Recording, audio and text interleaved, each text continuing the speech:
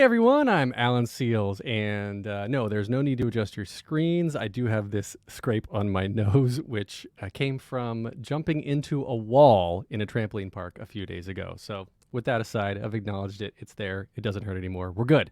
Today, we welcome the Novello brothers, Steve J. and Bob, who are three of the five co hosts of the widely popular podcast, The Skeptic's Guide to the Universe. And so, individually, Dr. Steven Novella is an academic clinical neurologist at Yale University School of Medicine and also co hosts Alpha Quadrant 6, a science fiction review show. He's made multiple appearances on NPR's All Things Considered and is a frequent guest on radio talk shows and science podcasts. Jay Novella serves on the board of directors for the Northeast Conference and on Science and Skepticism, the NECSS, and is a producer and writer for the stage show A Skeptical Extravaganza of Special Significance. He also produces and hosts Alpha Quadrant 6.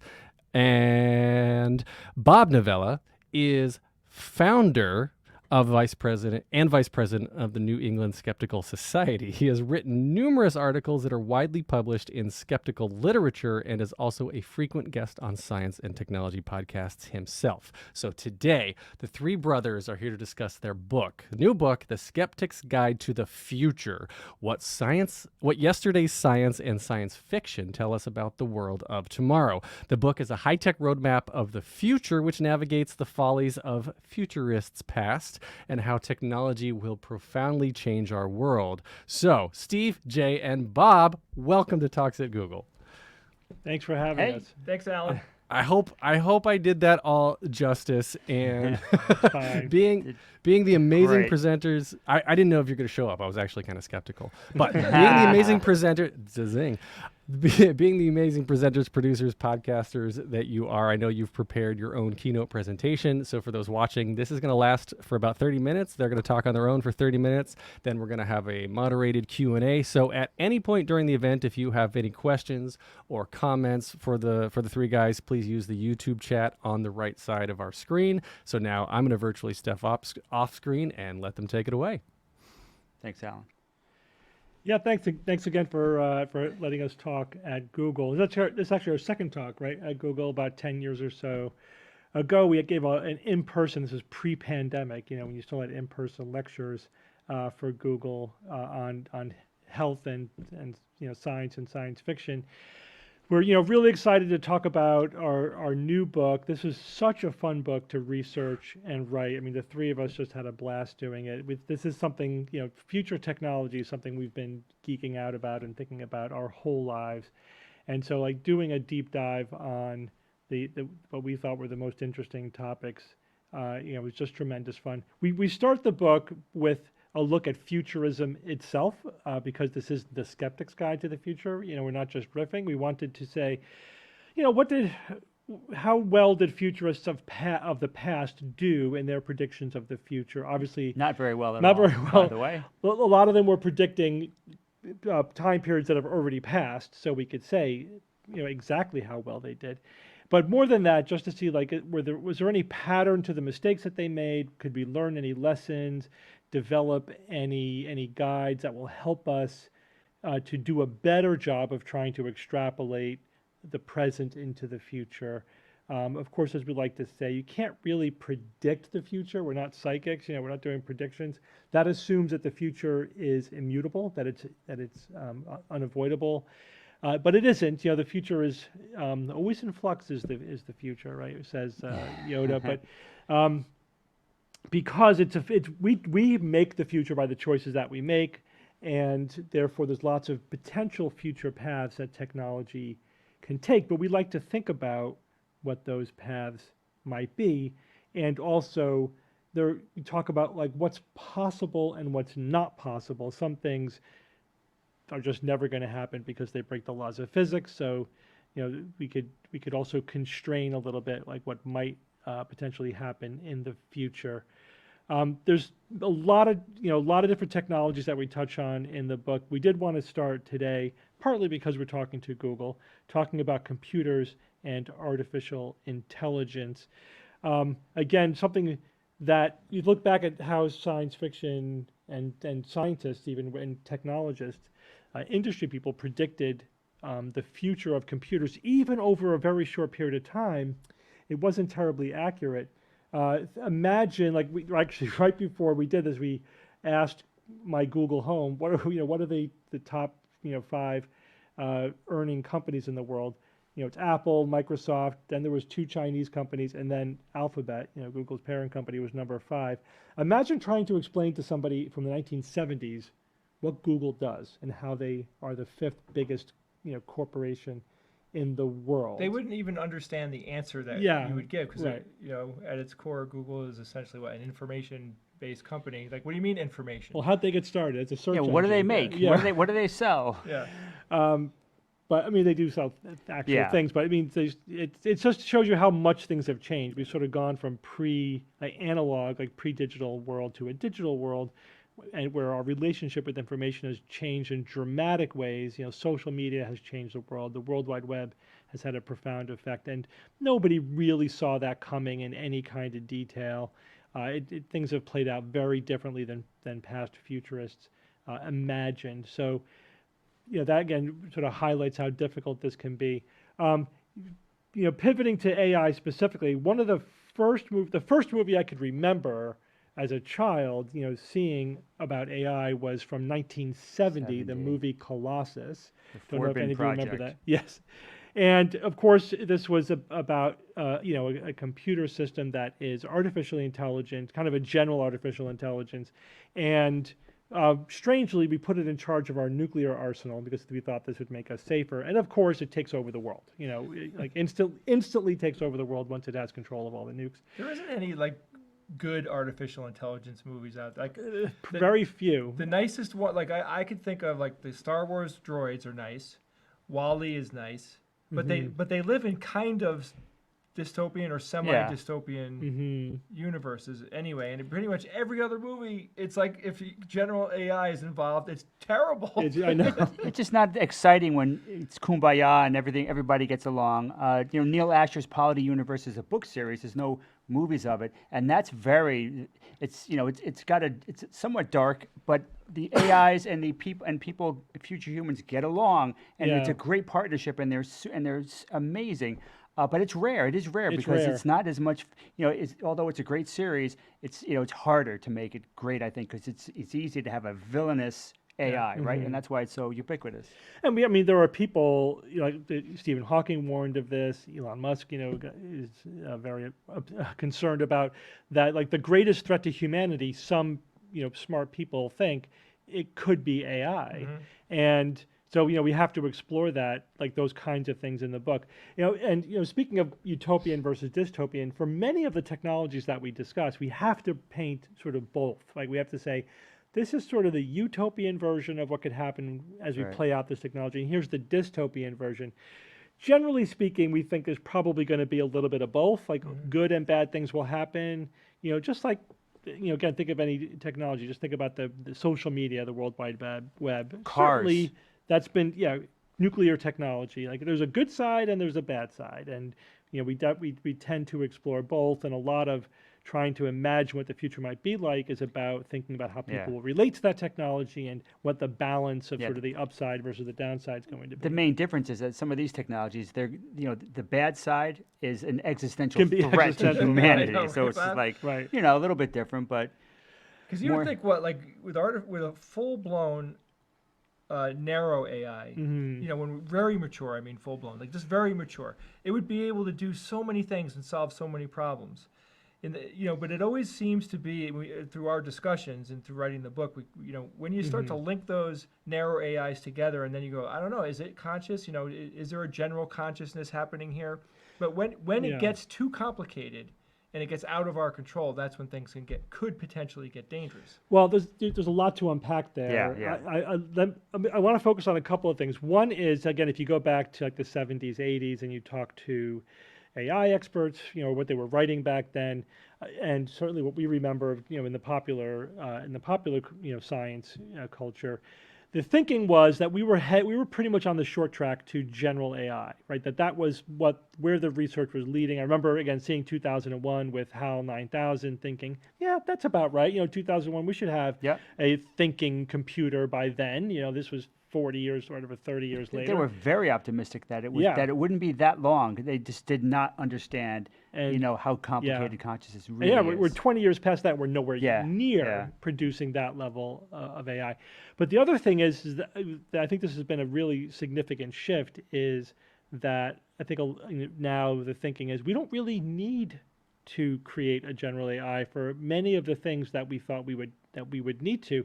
That so-called narrow AI that does one specific thing, but it isn't self-aware. It can't think on its own. It's just doing some specific task, like And playing chess, and playing very Go, well. driving cars, whatever. Way more powerful than anybody thought they were. Right. So we may not have HAL 9000, but we have narrow AI that's way more powerful, can do so much more, to the point that it's like, why even bother making it self-aware? Because we're human. Well, we may do it just to do it, but I mean, we're not going to. Would we really need to put a self-aware entity in charge of our nukes, or could Yeah. we have a narrow AI do it? And so then the question is, does that save us from the apocalyptic scenario, or can a really powerful narrow AI be just as dangerous sure. as a general That's a AI? great So question. maybe it doesn't Make save paper us. clips, the whole paperclip Yeah. problem. A narrow AI can make them endlessly as well as an AGI. Yeah. So yeah, they can be, depending on how they're programmed and how they're directed, sure, they can be nasty too. Right. Well, Why not? Google is partly responsible for the fact that narrow AI is doing Yeah. So if the well, right? if the world is destroyed, it is Google's fault, is what you're saying. Essentially, much, yeah. pretty much. Essentially, Well, yeah. no. So seriously though, because of search engine technology and the ability, the search engine itself is an AI. Yeah. Because of that technology, we have machine learning now, and machine learning uses the web all the time to gain information. Yeah, we did a recent interview, with an AI specialist about this, and the basic. I mean, we don't need to tell you guys this, but the basic idea is that the math behind AI algorithms really isn't any different now than it was 30, 40 years ago. What's changed is the computers are more powerful.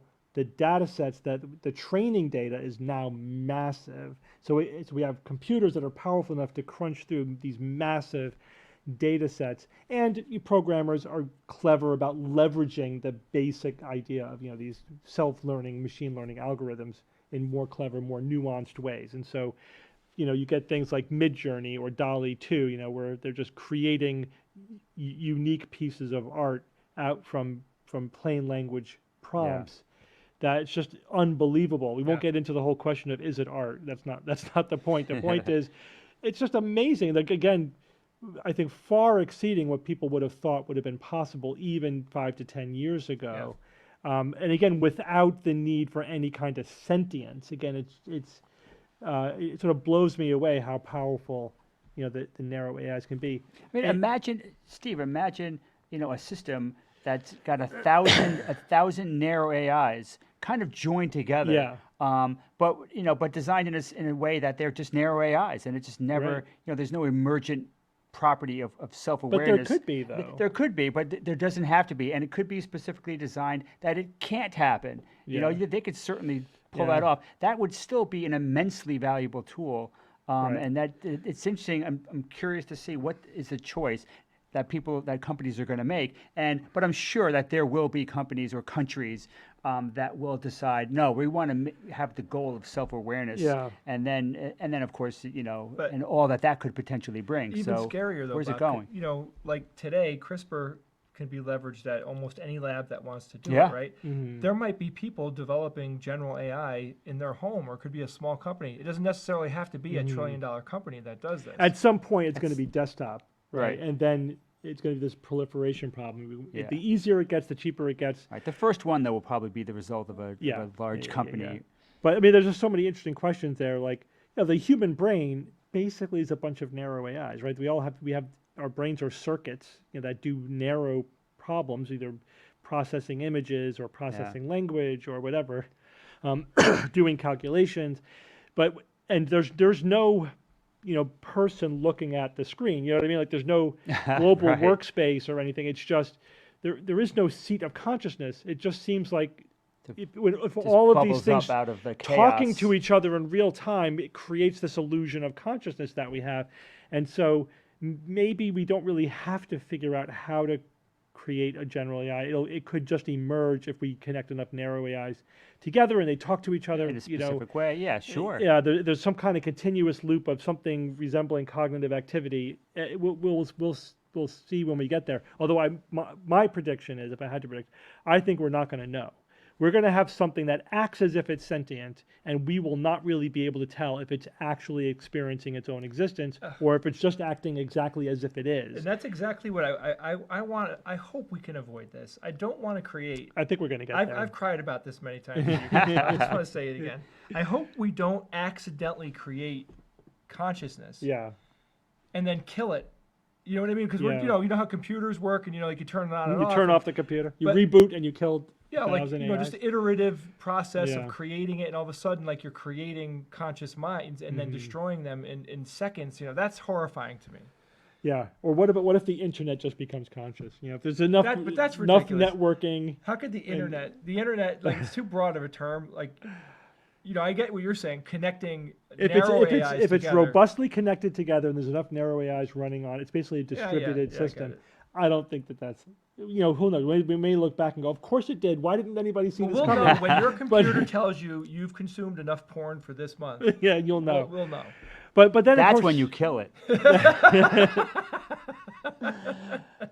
but AI also reveals the flip side of sometimes we overpredict progress, Yeah. right? Oh, sure. So Especially over the short term, right? like That's a classic. if you again we were told in 2010, like between 2010 and 2015, if you extrapolate out the self-driving car technology, which again Google was instrumental in pushing forward, we were supposed to have fully self-driving cars by 2020. Yeah. And it turns out here's a problem: progress isn't linear, but also problems are not linear, right? Yep. And so we got to like 95% or whatever, pretty much on schedule, but that last 5% turned out to be really hard. It's classic. Like voice recognition Like was voice the recognition same was the exact same thing. It just you have to like tack on a decade or two to tackle that last 10%, that 5% or whatever, because crashing every now and then isn't okay. You know what I mean? Like if your voice recognition gets 1 in 20 words wrong, it's a pain in the ass. If your self-driving car occasionally decides to run over a pedestrian, that's like unacceptable. So it just seems like now the predictions about self-driving cars have been pushed back for a decade Yeah. or two. I still think we'll probably, because the other thing is we expect things will happen more quickly than they do. Then we forget about them. Then you turn around and suddenly it's there Yeah. and mature and it's Yeah. awesome. That happens a lot with like genetic technology. That happens a lot of medical technologies where people are sort of made these promises like this is right around the corner. Like remember stem cell therapies 20 years ago that was going to cure Alzheimer's disease and everything, Yeah. and here we are 20 years later, like a full 20 years later, generation. and the research is grinding along, but it's like it turned out that there were significantly difficult problems in there. It's like, oh, it's really hard to keep these stem cells from turning into tumors, It just and that's a seemed, though- non-negligible problem that just got in the way. With autonomous cars, though, it really felt like we were going to have them really soon. Yeah. Like I was totally convinced that my kids were never going to have to drive a car. Yeah. And now, my oldest is 9 years It's old. gonna be close I'm to like, the wire. We got about 7 years, guys. Get your shit together and get It it seems done. like I just don't come across that the news items about that as often It seems like it sort of anymore. disappeared into the background a little absolutely. bit. Then as soon as you forget about it, it'll be like, all right, here's your self-driving car. But yeah, in the book, in the early part, we talk about futurism fallacies, right? So these are our distillation of the kinds of mistakes that past futurists have made. And one of the futurism fallacies is that we tend to overestimate short-term progress, but then underestimate long-term progress. So like everything we've been talking about early on, like we thought, oh, we would have fusion already. We would have general AI already. We should have self-driving cars already. Jetpacks. Stem cells should have cured everything by now.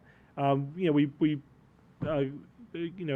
mapped the human genome 20 years ago. Why haven't we cured all genetic diseases yet? Yeah. But then when you go to like the 50 to 100 years, we grossly underestimate the progress because we tend to think linearly. There's a linear bias. And so because problems are not linear, we tend to think, room temperature Yeah. Superconductors. superconductors. Again, like in the 80s, we were led to believe that we would have, like around the corner, we would have desktop, room temperature superconductors. Here we are 40 years later, And and what the hell? we're really nowhere closer. There's been some advances in the basic science, but not necessarily any development that's on the path to room Do temperature you remember how I superconductors. remember how excited we were because it looked like such a major discovery that I would have bet by 40 years on that Yeah. that I would have bet everything I had that by 40 years we would have spools of wire for room Yeah. temperature superconductors, and it's just like Nope. way off. I mean, Right, you right. had that initial But- discovery, and then But like the internet and Yeah.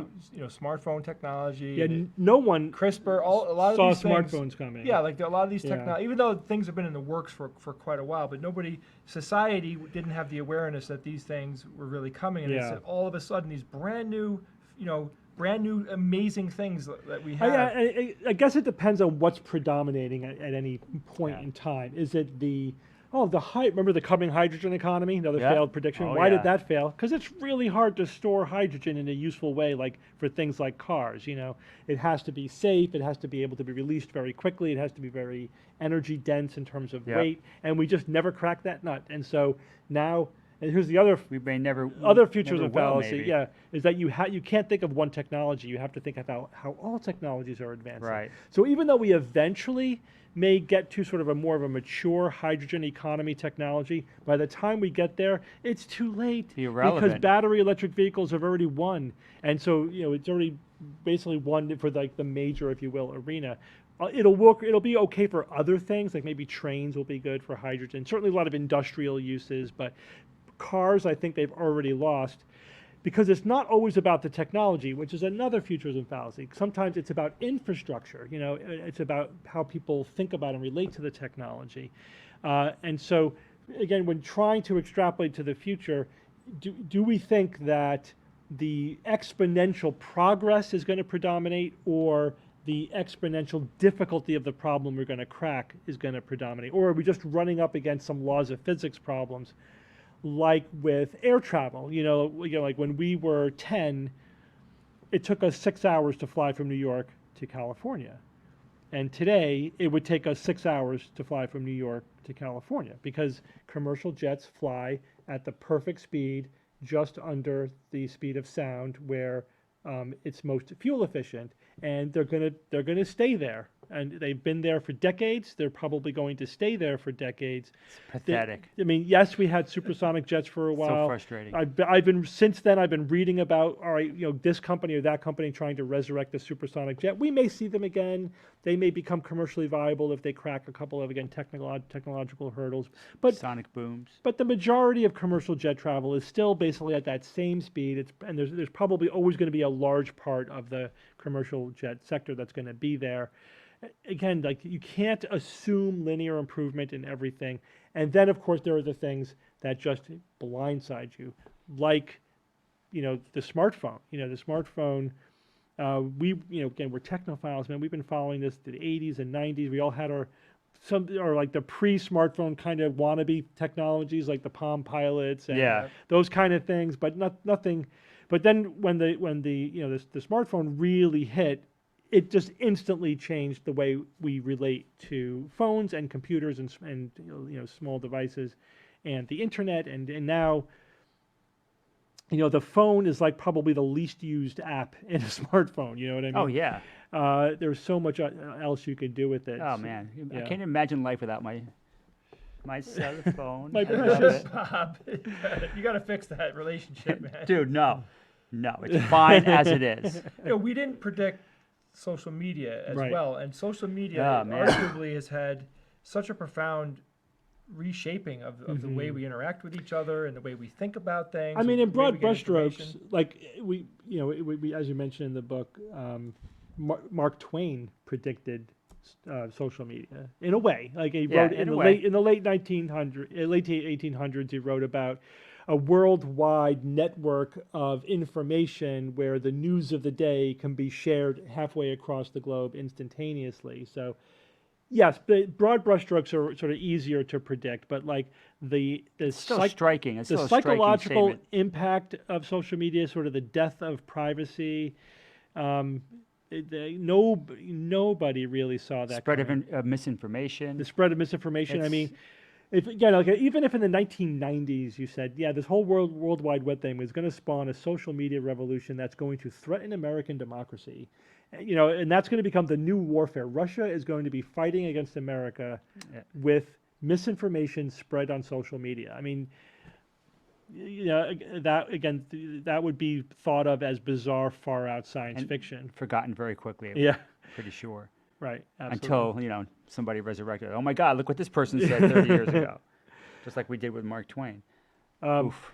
So, and again, like this is with any individual technology, it's difficult to really predict how it's Right. going to be used. Imagine now trying to predict 100 technologies all interacting with each other, and then you get synergistic effects in a positive direction. Like I just wrote today about 3D printing Yeah. brain-computer interfaces. So that's that's like your peanut butter and chocolate kind of technology, where these two things get together.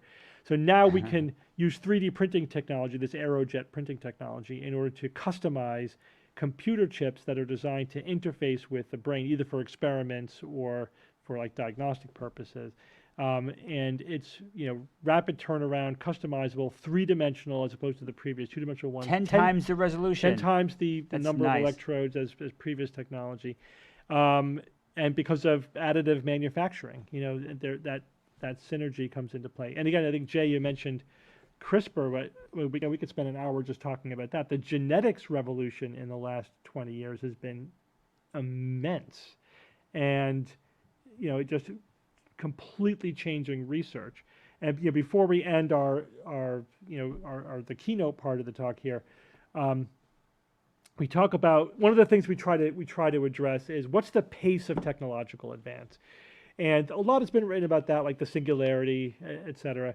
And again, there may be some big trends in there, but it's hard. But not every technology follows the same trend. Again, some hit Right. walls, some flatline, others do take off faster than we thought they would, and it's hard to say cumulatively. But there's one thing we could say that's happening, and this gets back to the artificial intelligence, is that, and again, the synergistic effect, we're able to leverage artificial intelligence to accelerate the rate of scientific research and technological development. That was one of the things we were Huge. promised that has come true already in spades. In the last few months, we reported on several news items where researchers basically saying like, all right, there's essentially 1 billion permutations of this molecule or this alloy or whatever, and it would take us years to try to sort through what the Yep, optimal one yep. is. Or we could run an AI algorithm for a machine few learning, yep. days, and then we'll know the one that's going to be the optimal. Then we just confirm it with the physical experiments. So literally turning years of research into days or weeks. That's already happened, and That's the number of technologies that will apply to is just going to expand. That's good. I think that's going to be one of those disruptive technologies when you can increase the pace of scientific discovery that much. In the weekend, imagine over the weekend, a machine's doing a year or multiple years worth of research, discoveries, and 2 Nobel Prizes this weekend. I mean, that kind of stuff could happen. That's the if we- ultimate game changer. I mean, That's that- that's one of the game-changing aspects of artificial superintelligence, where you can Yeah. have that level of intelligence and automation brought to bear on something like research Yeah. and development. It's a But we're absolute game doing changer. that now. Yeah. With just our current Yes.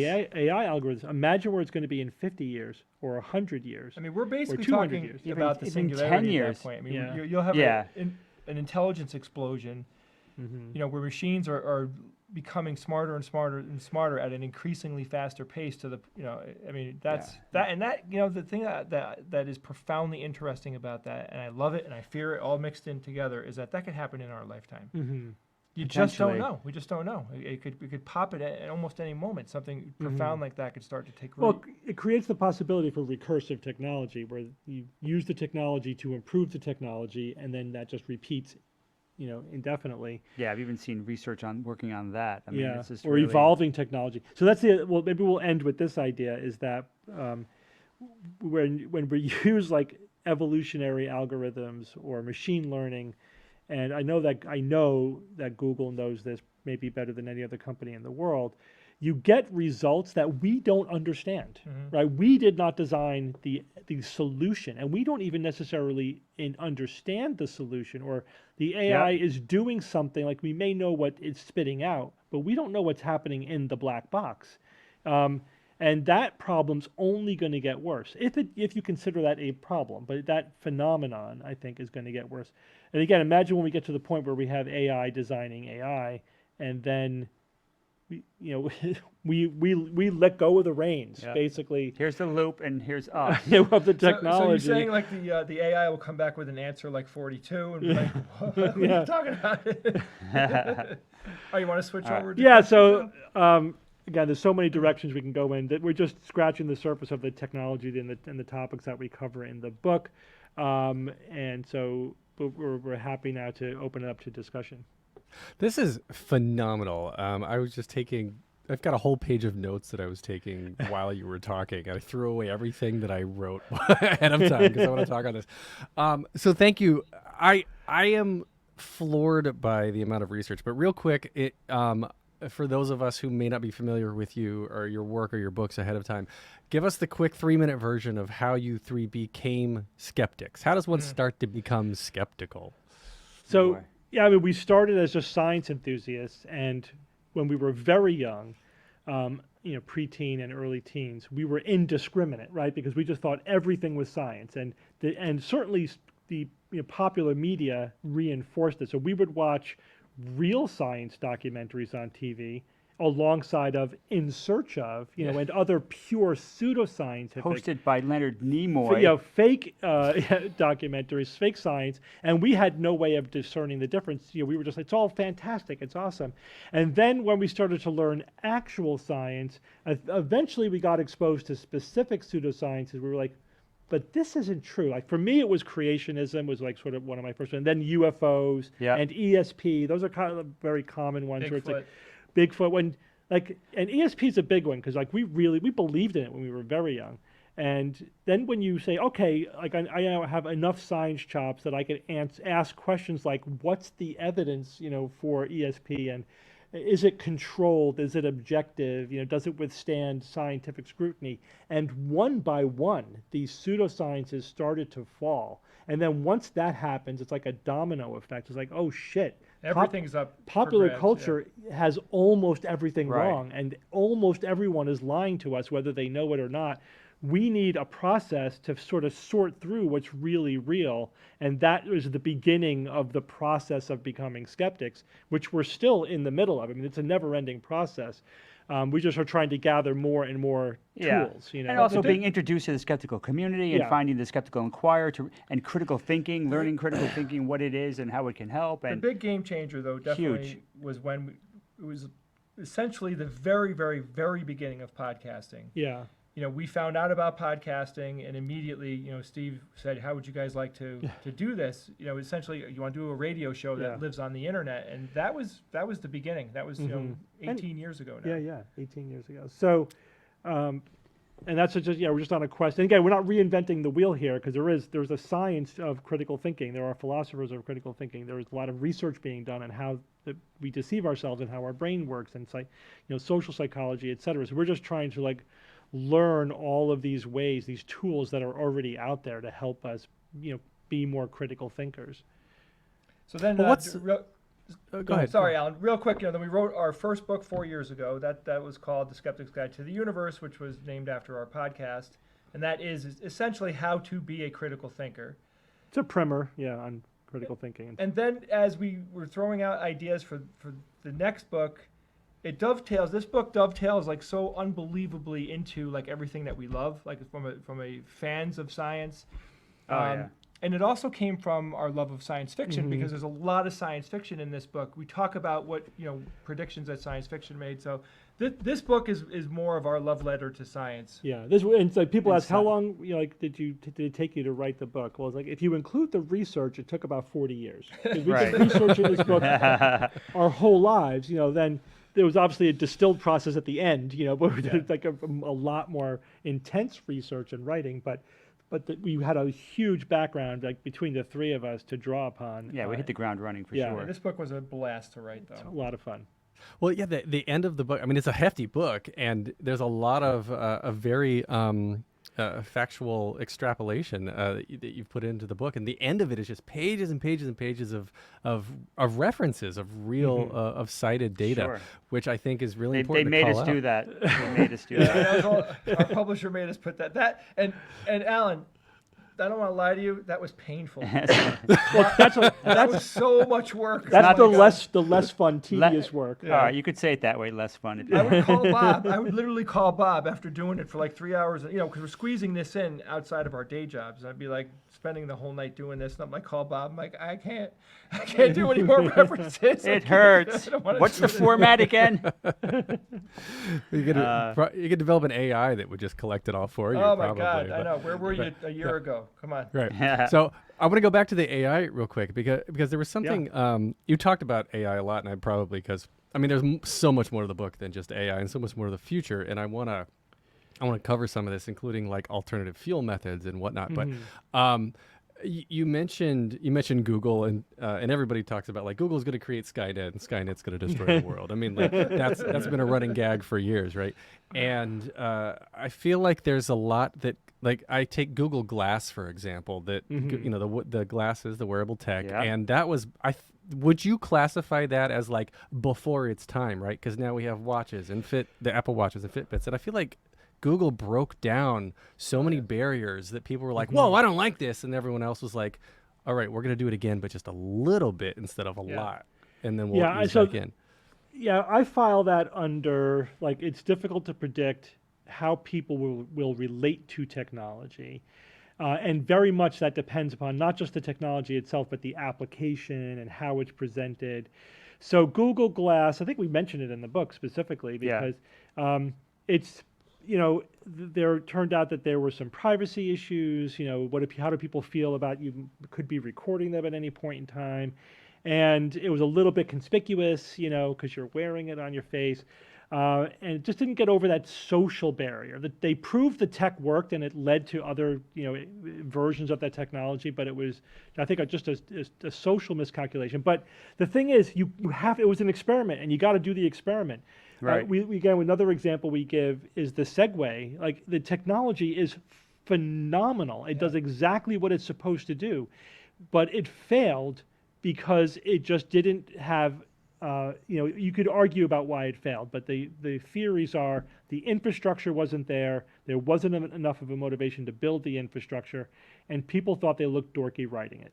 And but at the same time, no, I mean, but you take your pick. But also, the thing is, we also are trying to predict the future. We're sort of projecting ourselves into the future, but it's not going to be us in the future.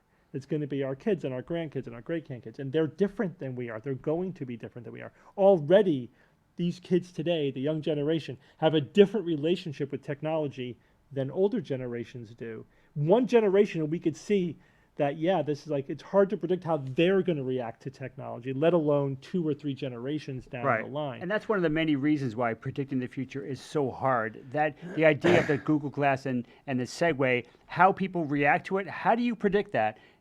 It's almost impossible. Yeah. And then you have to do the experiment. You have to put it in the hands of billions of people and see what they do, and then go from there, react to what they do. Right. And that's what we're doing. And by doing that thousands of times, and that's like the near future. And specifically, you have to think and address the fact, all right, how are people going to react to this? And specifically think about that, because often I think that's not really specifically addressed on the reaction and possible reactions. Like, everyone thought we would be using, video phone phones. all the time. Oh my God. That was every future representation we're talking on video phone. Nobody thought that we would prefer texting.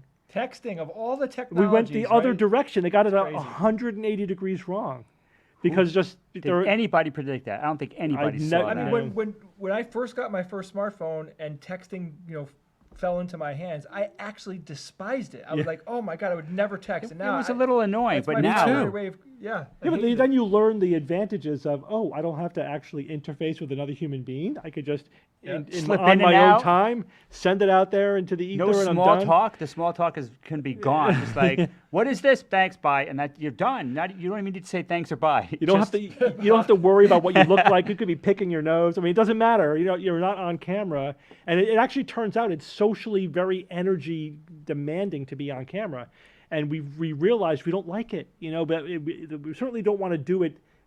Interspersed throughout our day. We'd rather just text and be done Right. with it. Hey, imagine if we saw a science fiction movie, 15, 20 years ago, where they were texting. We would have been like, what?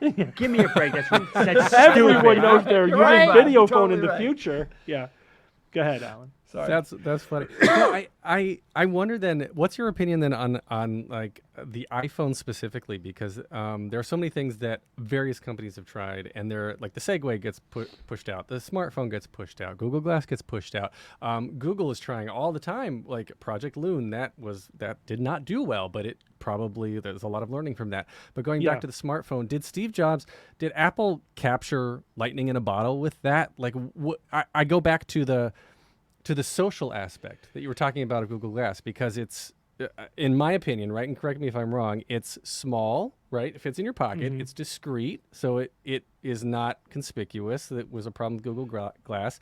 And it allows you, I guess I'll stop there, but I feel like it works because it allowed people to be their own person while creating Yeah. a club of exclusivity because of the price point too. So there's Yeah. a marketing thing circled in there as well.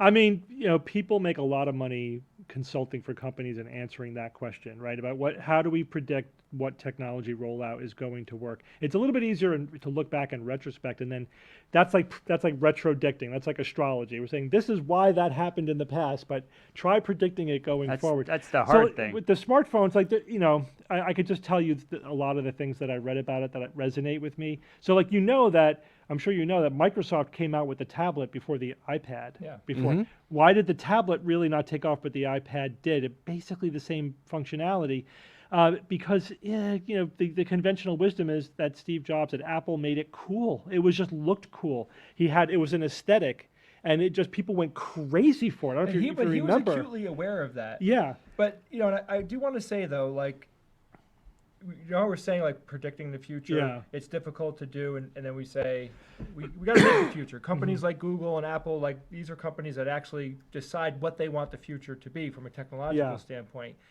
I really do think that Steve Jobs had a vision, and he dragged the iPhone into existence. Yeah, and so the iPhone. The other thing, not only was it like already, succeeding off of the whole cultural vibe of it's cool technology, it looks good. You want to own this because it looks like you're holding the future in your hand, but also it had apps, and the apps were open, and so suddenly there were thousands of apps, tens of thousands of apps, and that explosion just made it so useful so quickly. And we often talk about that, like the killer app problem. Like, so oftentimes we have technology in search of a purpose, right? Right. Like the Segway, he made the Segway because we could. It wasn't like we were dying for a Segway and somebody filled this need. It's like, oh, I can do this. Let's see if we can invent a need for it. No, okay, it failed. But Remember, they said they were going to cities would be built around the Segway. Yeah. Really? that's a big ask. Yeah. It's a hell of a But statement. so sometimes it's like there's this perfect storm of the technology meets culture meets the killer app, and when you get those three things together, you have can't phenomena like the Almost can't miss. iPhone. And if you can, companies are always trying to create that magic, and sometimes they succeed, and most of the time they fail, and then we look back with hindsight at the ones that succeeded and say, well, that was inevitable. It wasn't freaking inevitable. That's just because somebody's happened to get the right combination, Yeah, a lot of it is luck. It's You're right. a lot of it is luck. And like as we point out in the book, the present was not inevitable. Our present could look very different than it does now if the Steve Jobs of the world made different decisions or tried different combinations of things. Imagine a world in which nobody tried to make a personal computer, right? Prior to the PC, computers were big things for Mainframes, companies. yeah. They were mainframes. the PC was like a revolutionary idea. What if no one had that idea, or they didn't have it till 30 years later? I mean, we would be living in a completely different world now Yep. because of that one idea. Yeah, that's one technology. Yeah, That's of just one technology. Even 100 exactly. years ago, Ford, we realistically could have gone with either internal combustion engine or electric car or steam powered car. Those were three viable options at that time. Both could have worked. And because of just the vagaries of circumstance, we went with, Ford went with the internal combustion, and he didn't have to. And so it's not inevitable at all. It could be a very different transportation landscape today, because if that was a little bit different, just a little bit. That's what I was going to bring up next. Actually, was the like smartphones and computers and whatnot. It's all kind of extraneous. It's not. You could argue that it's not a necessity in life, although everything is online now, so it sort of is.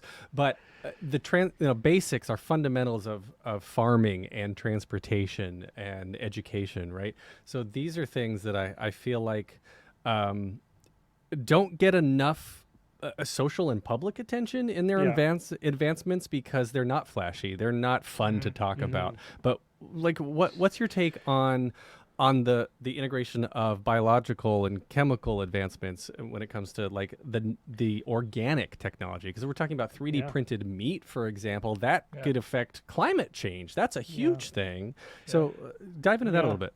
I know, like you could argue, and I've heard experts argue and science historians argue that our modern world is built on chemistry and material science. Oh And my we have God, a whole yeah. chapter in the book on material science, and that is not a sexy technology because it's not like there's this killer app. It's just, and it's one of those things that seems to be incrementally advancing in the background and seems very esoteric, and people don't really pay that much attention to it. But really, those are the game changers. You have doing more with the existing technology that we have, finding new ways of leveraging the existing technology, but working within the confines of the materials that we have. And then when you develop a new material, that completely changes the game and opens up new possibilities. So those are actually in many ways like the biggest advances, but they get the least amount of attention. I agree. The Green Revolution was a chemical advance, just a chemist who figured out a way to fix nitrogen. It's like, boom, we doubled the world population. We could, again, that's the kind of thing that it's like happening in some lab somewhere. And like, unless you're in that an expert in that one very, very narrow area, you would have no idea that it even exists. Or most people might not have even known what the problem was, let alone what the solution might be. I mean, inherently, it's just not that provocative to the average person, right? Like talking about advancements in agriculture. Well, we try to make it provocative. No, I mean, I personally, I am profoundly interested in selective breeding and in GMO technology. I mean, I find this stuff very interesting, but I can't talk to most of my friends about it because it's just kind of like, well, but things like the smartphone and Google Glass and all that. Everyone can, they can hold that in their hands. People can connect to those things easier. GMOs are a great example because actually, genetic modifications, just bioengineering in general has again created our modern world in terms of agriculture. If you eat cheese, you have benefited from bioengineering, even if you don't realize it. The cheese industry owes its existence to bioengineering. A lot of modern medicines owe its existence to bioengineering. And as we go forward and try to feed an increasing population, and with climate change and everything, we need bioengineering. There are staple crops that are probably going to go away without bioengineering. The citrus industry, the banana industry. And parts of the world, bananas are not a dessert. They are a staple food. It's not like they could live without it. So we need bioengineering. But this is another human social reaction thing where there's a segment of the population that decided that they were going to demonize genetically modified organisms for whatever reason. We don't have to get into that. And so there was this backlash against that technology. And now that's playing out. I do think one of the interesting ways in which this has gone back and forth is that the government or whatever and industry said, okay, we're not going to call it GMOs anymore. We're just going to call it bioengineered, and that seems to have worked in a weird way. Isn't that crazy? Yeah, like branding is marketing. hugely important. Yes. Yeah, so just a branding issue seems to, and I'm surprised you didn't think of it sooner. but not that not that they're they're not going to have yet another round, another backlash. But the Yeah. question is, what's going to is there going to be that bioengineered food that is so indispensable that you can't argue against it? You know what I mean? Like if I don't think that'll happen because we've seen that with like golden rice, right? Where Well, Well, but if golden rice hasn't really hit yet, I mean, if that's still rolling out, let's say golden rice saves 1 million children from going blind, who could really argue against Oh, it? they'll still They argue. will, but but the they funding will, be there, but they'll though. be marginalized. Yeah. yeah. And so sometimes it's just a timing issue. Like again, the internal combustion engine, that was all about timing and infrastructure. Well, look at what wasn't about happened- the technology. Look at the papaya in Hawaii. Yeah. As Yeah. an example, Hawaii is a very anti-GMO state. The most anti-GMO. The most. They had to genetically engineer a papaya that could make it through. Was it a fungus? virus. A virus. Virus. Now all of a sudden Hawaii's just not talking about it. Yeah, they just don't talk about it. They changed their crop over to GMO papayas. They saved a huge industry, a huge moneymaker for They themselves. just made it an exception to their GMO laws. Yep, and Just that- like Vermont made cheese an exception to their GMO. They just quietly just make the things that are essential an exception. Yeah, but so what we've learned is that money really talks. Absolutely. It's all My about- it's all God. about- Well, I mean, they couldn't let their papaya industry go away, and when GMOs could save it, because that's not good PR either. You Yeah, know, yeah. and we need GMOs to save the citrus industry in Florida, and from citrus greening. And so when that happens, is somebody say, no, we'd rather have the citrus industry go away than embrace a bioengineered orange. They're just going to quietly let it happen and not talk Yeah, and about the it. And then ridiculous thing. compartmentalize it and The ridiculous argue thing against is everything else. Everything is bioengineered. Everything- Freaking fruit Every and year, the vegetable corn that on the we eat, cob is Every bioengineered. single thing that we eat has been genetically Pretty much. manipulated. There's a couple exceptions like raspberries. All right, but- well, all right. I'll give you a that's it. raspberry, but you're talking about everything else. You go look You're up, right. Look up what corn looked like when humans first found it. It doesn't look like modern corn. No, it modern tasted corn like crap, is too. selective breeding. Everything is selective breeding. Anyway, That's Al, you can clearly see that we care about this. I love it.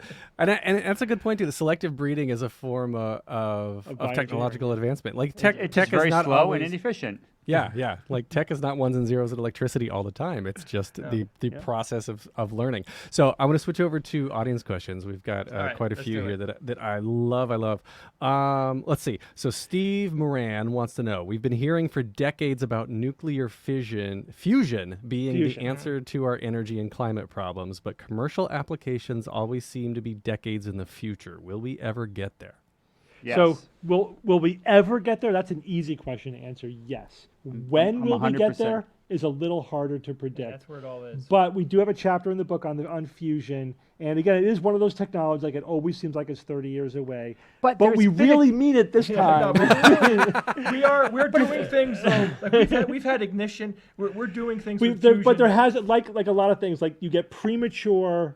I mean, Even with AI, they AI thought was they had similar it as 100. well. They thought they were close to it 100 years ago, or whatever that was, 80 years ago.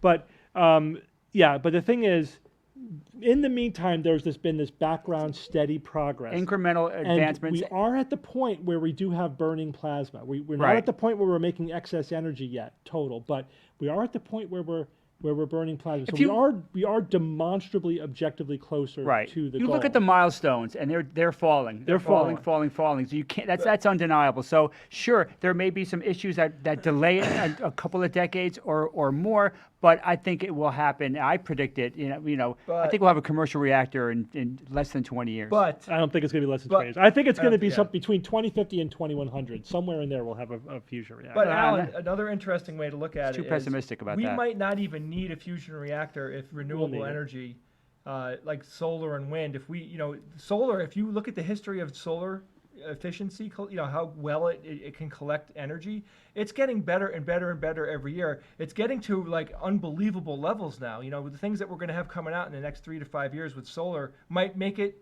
the fusion expense not worth it anymore. Well, but again, you have to. That's more of a question of what niche is it going to fill. We may not need as much as we thought we needed because solar and wind or whatever will be much bigger than we expected. But if you need energy on Mars or on Ganymede, demand, yeah. you need fusion, and fusion is going to be the best propulsion for our spaceships for the vast majority of human civilization. Once we get to the point where we have fusion-powered ships, that's it pretty much forever until we get to exotic, super advanced propulsion systems that we can't even predict. Yeah, we have no idea what they're going to like be. black- black hole if it's engines. even possible, and if it is, we're talking probably I think thousands of years. right, I think there'll Bob, be you lots. love that there'll- black hole engine. Man. Hey Just keep man, bringing it's it not up. breaking any laws of physics, I know, and but it's so- pretty it's so exciting. weird. But One but, mistake and the ship, you know what I mean? Like, yeah, but I you don't know, like it. safeguards. I'm never But- getting on one of those. But yeah, but the bottom line is that fusion can be. I think there'll be a mix of technologies, but fusion could potentially be the mainstay rocket a technology long, for long getting time. around our solar So system. it's not just about energy. We need to master fusion for our civilization. Chemical and rockets we will are eventually. horrible. Just like eventually we'll have that Mostly. self-driving car. It's just probably going to take a couple of decades longer than Yeah. we thought. All right. Well, Next so aside from Marvel, of course, who's predicted the Bifrost Bridge to do interplanetary travel, right? So that's going to happen. So Yoon Chung wants to know: is there anyone from the past who you think did the best job at not overestimating the short-term trends and not underestimating long-term trends when speculating about the future? They all No. screwed Not up. really. They all screwed up. But the people that probably did some of the best predicting were, Isaac Asimov. He was Even Later Isaac Asimov. Yeah. Early Isaac Asimov. Yeah. He had people. He projected a completely analog world 10,000 years into the future with coins and cigars and hats. I mean, it was just like really ridiculous, like 1930s Right. culture. Yeah, that was and one 10,000 years from now. right, and the country run by essentially one gargantuan computer instead of a billion small, tiny computers. And then how about Nobody Mark really Twain? saw Mark that coming. Twain really made some excellent predictions. So, if you're talking about science fiction, the answer is a clear no. Of course, there may be some obscure literature out there I'm not aware of, but none of the mainstream and we're very well read in science fiction, but nothing that I'm aware of. Partly for narrative reasons, there's no even semi-realistic portrayal of space travel in the future in any science fiction that I'm aware of. Yeah, Even the ones they that are never got better it. than most.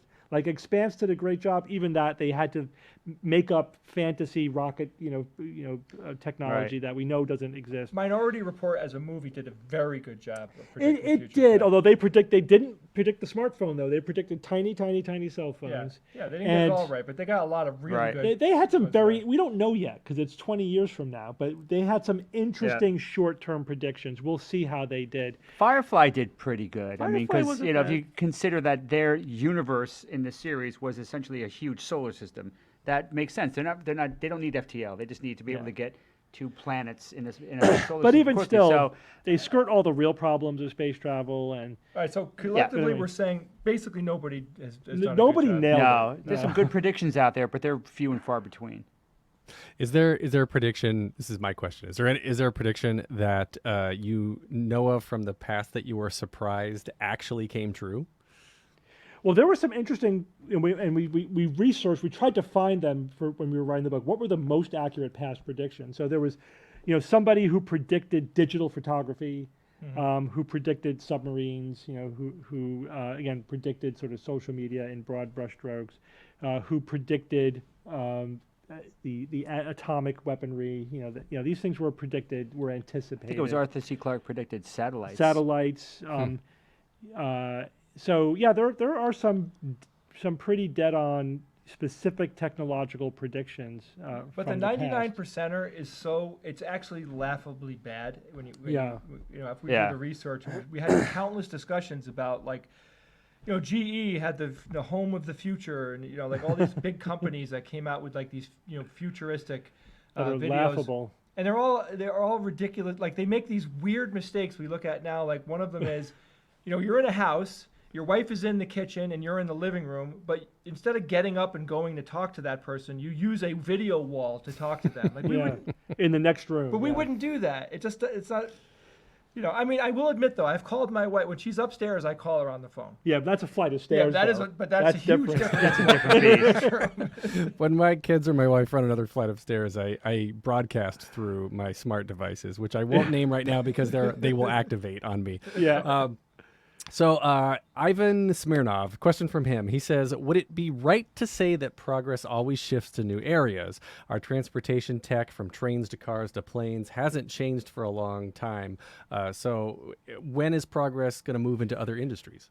Yeah, I mean, so everything happens, right? So the question is, does what's the pattern that happens? It all happens. Sometimes one technology basically completely displaces another. Cars replaced horse-drawn carriages, except for nostalgic historic reasons, right? It completely displaced it.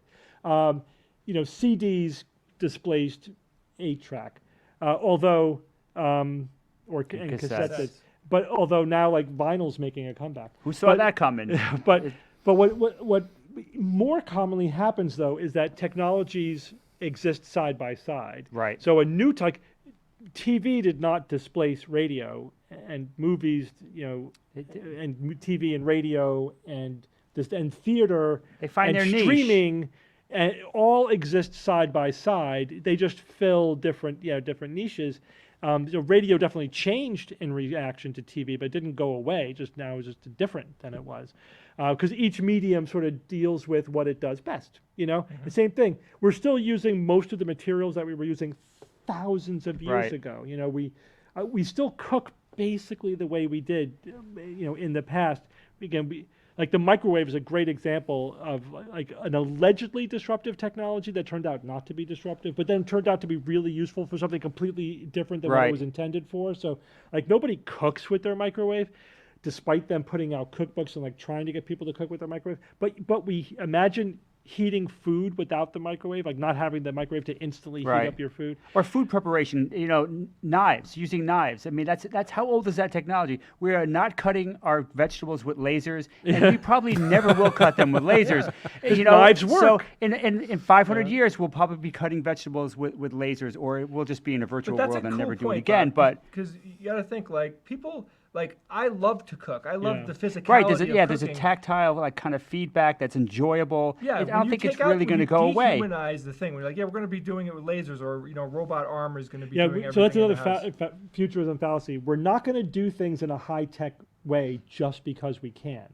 We're going to do them in the way that just makes the most sense from multiple perspectives. Yeah.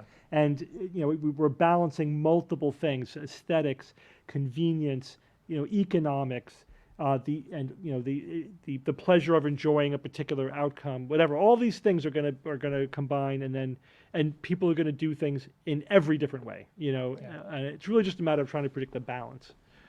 Yeah, it's like you said about kids these days, they have a different relationship with technology because they're growing up with the apps that are teaching them to code at 4, 5, 6, Yeah. 7 years old. Whereas, I didn't have Right. that until I was in college and in my 20s. So I agree. Yeah, we're exponentially just going to get that much faster. So But we we are still write on paper. We still write We're on out of paper. time. some of us. Yeah, we are at time. I cannot thank you Oh, guys enough. okay. I want to end with one question, just real quick. Each of you, what's one technology that each of you are predicting will happen that you're envious or upset you won't get to Oh, experience God. in our lifetimes? I mean, there's a lot that we could say. I mean, my go-to is a mature brain-machine interface where we could, our brains could completely interface with computer technology. Yes. Whether that's virtual, robotic, just being part of the internet, whatever it is, that's going to be very disruptive. For me, fully tweaked out future fusion rockets for tooling around the solar system.